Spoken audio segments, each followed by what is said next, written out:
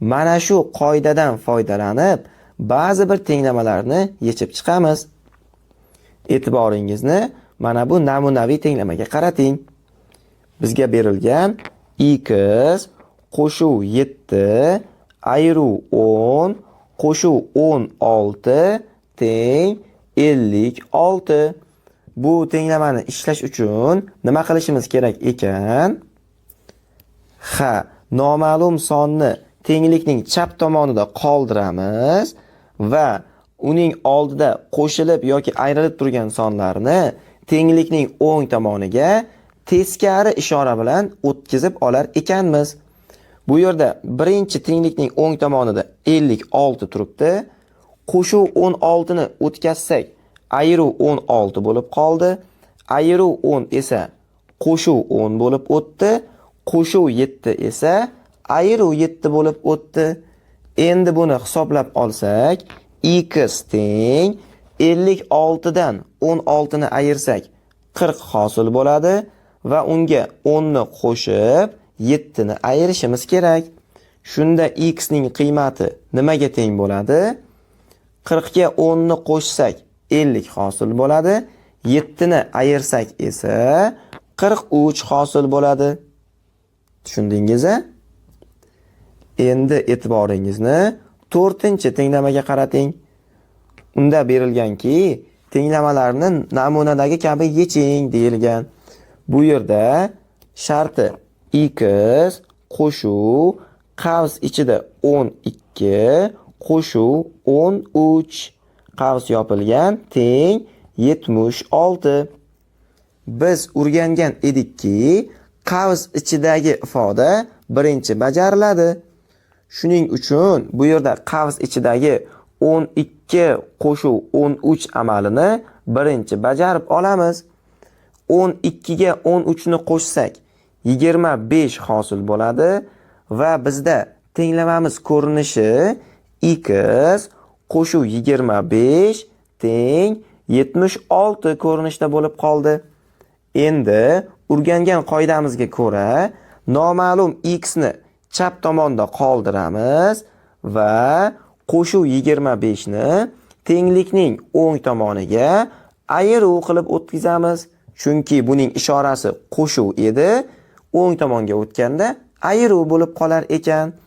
Shuning uchun x ni topganimizda 76 dan 25 ni ayirishimiz kerak ekan. Shunda x ning qiymati 51 ga teng bo'lib qoladi. Endi tenglamani to'g'ri ishlaganligimizni tekshirib ko'ramiz. X ning o'rniga 51 qo'yamiz. 51 qo'shuv qavs ichida 12 qo'shuv 13 teng 76. Qavs ichini birinchi ishlab olsak, 12 ga 13 ni qo'shganimizda 25 hosil bo'ladi. Bu yerda 51 ga 25 ni qo'shishimiz kerak.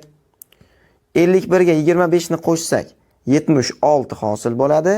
Tenglikning o'ng tomonida ham 76.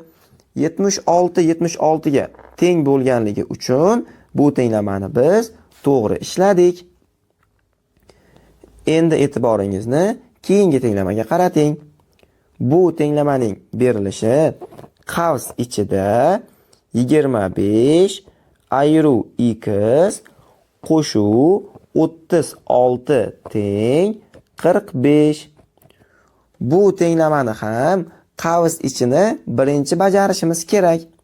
Lekin 25 dan x ni ayira olamanmi? Yo'q. Shuning uchun buni birinchi bajarmaymiz. O'rgangan qoidamizga ko'ra, qo'shuv 36 ni tenglikning o'ng tomoniga ayirish qilib o'tkazamiz. Shunda 25 ayruv x qoladi o'z holida mana qavs ichida teng 45 ayruv 36. Endi bu yerda qavs bizga kerakmi? Yo'q, kerak emas. Chunki qavsning yonida qo'shish yoki ayirish amali yo'q. Shuning uchun qavsni tashlab yuborsak ham bo'ladi. Shunda 25 ayruv x hosil bo'ladi. Tenglikning o'ng tomonida esa 45 dan 36 ni ayirsak 9 hosil bo'ladi. Endi bu noma'lum ayriluvchilik tenglama. Bu yerdan noma'lum ayriluvchini topish uchun nima qilish kerak? Kamayuvchidan ayirmani ayirish kerak. Shunda x ning qiymati teng bo'lib qoladi 16 ga. Endi to'g'ri ishlaganligimizni tekshirib ko'ramiz.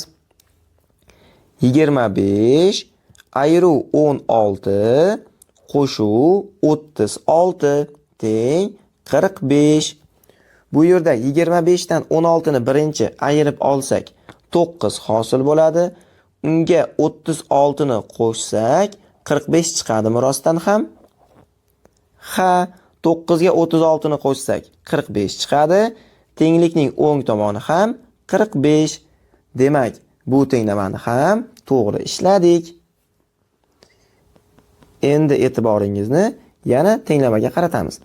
Bu tenglamada 87 ayiruv qavs ichida x qo'shuv 27 teng 10. Bu tenglamani qanday ishlaymiz?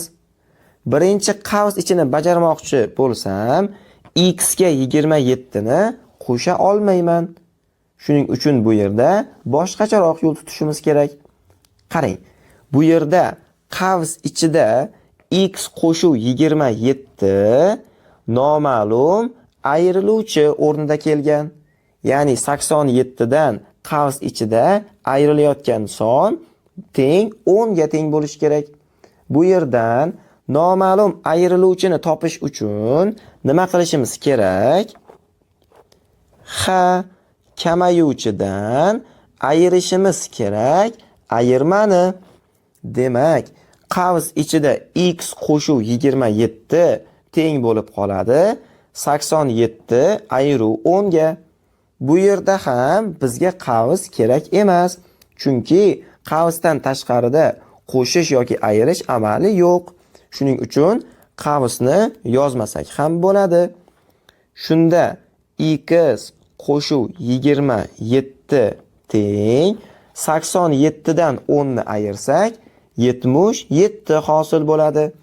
Endi bu yerdan x ni topish uchun qo'shuv 27 ni tenglikning o'ng tomoniga ayiruv qilib o'tkazamiz. Shunda x ning qiymati teng bo'lib qoladi 50 ga. Endi buni ham tekshirib ko'ramiz.